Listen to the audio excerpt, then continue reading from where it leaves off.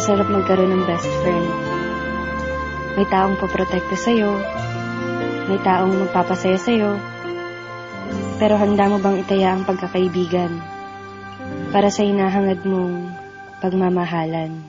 Nooy umibig na ako, subalit nasaktan. Ako si Princess. Grade school pa lang ako, palagi ko ng kaklase si Ivan. Magkaibigan kasi mga magulang namin, kaya kung nasan ako, nandun rin siya. Mapalungkot man o mapasaya, sa kulitan man o problema. Yan si Ivan, ang taong lagi kong kakampi sa buhay. Ngunit nang ikaw ay makilala, biglang nagbago ang nadarama. Para sa'yo, ako'y ibig pang muli.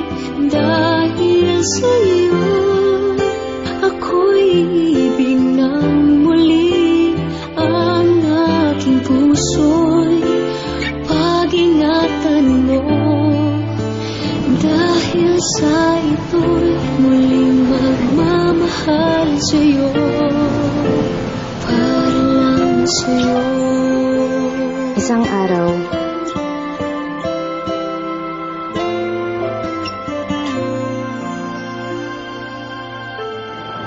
bakit ka naman sumali sa park? Wala lang. Gusto mo lang? Alam mo bang delikado yun?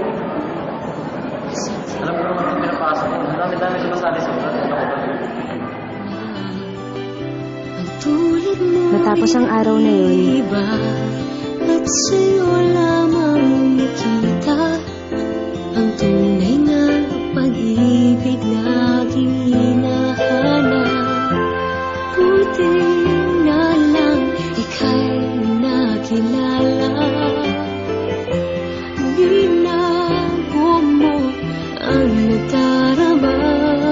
di na siya nagpaparamdam. Di na siya nagte-text. Di ko na rin siya nakikita sa school.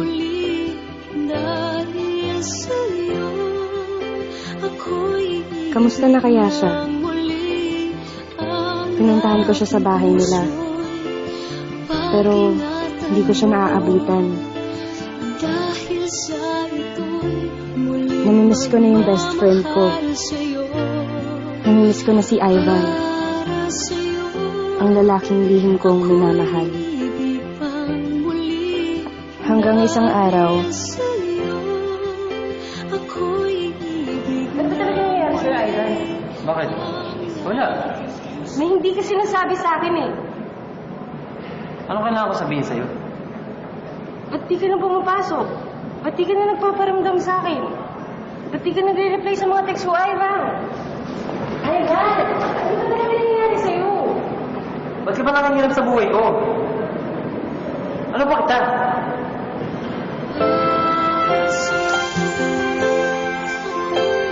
natahimik ako sa sinabi niya. Ano ba niya ako? Isa lang akong hamak na best friend. Hanggang doon na lang yun. Umalis siya at di na nagpakita. Di na rin ako nagte-text. Di na rin ako pumupunta sa kanila. Makalipas ang 2 linggo, may natanggap akong balita. Nasa ospital daw si Ivan. Malubha ang lagay. Para lang sa'yo, ako'y di na muling mag-iisa. Ikaw na nga ang hindi hinintay ng puso ko.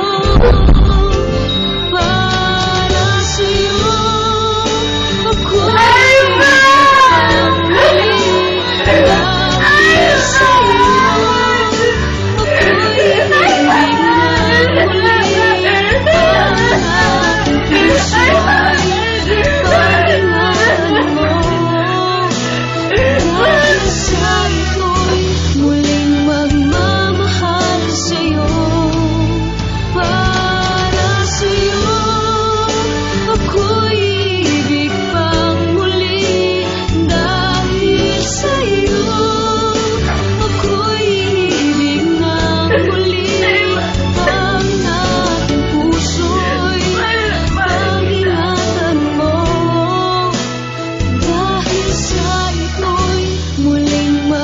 nilipat sa akin ng cellphone ni Ivan.